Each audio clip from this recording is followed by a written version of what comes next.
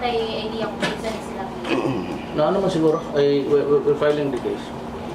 Mayor, ganun wala may apprehension sa mga nag-return sa cocaine nga na may intent to gain, kaya nag-ingon mo ganiha nga ilan na lang gi-return kay Hadlok patyo. Hadlok Patyo. Kung ano mo may apprehension, Mayor ka?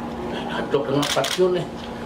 Dili, I said that kung yung kusa, those guys who more or less realize the maybe late but still a good realization na isa ulit nila. Ayo, masisira ang ano ko eh. You know, when I say something to the public, I will stand by it. Kaya sinabi ko nga doon sa, initially doon mismo sa Pantalan, sabi ko, you just return to the police and you would not ask question. Rather than, you know, gamble na maghilom ka, you just keep silent or you do not issue, you do not offer anything. Itataguin lang nila o baka ipasa pa nila. So, lesser evil. Nagsabi ako, pag sinauli mo, okay lang eh. Ang problema, kung ayaw mo isauli, tinatago mo and then you go into a transaction selling it, magkakaproblema tayo niyan.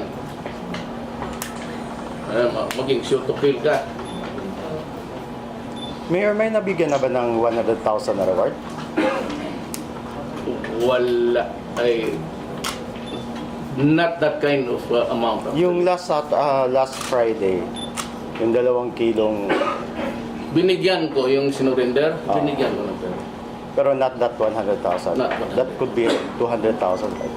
Hindi rin 200,000. Kasi 2 Konti weeks lang. ang sinuli niya.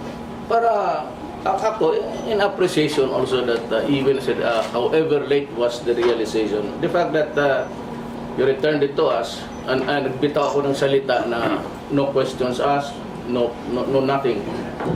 Okay na sa akin, basta wag lang mapasa. Bigay pa ako ng pera. Kusang loob mo. Mayor, naka-ultimatum dito sa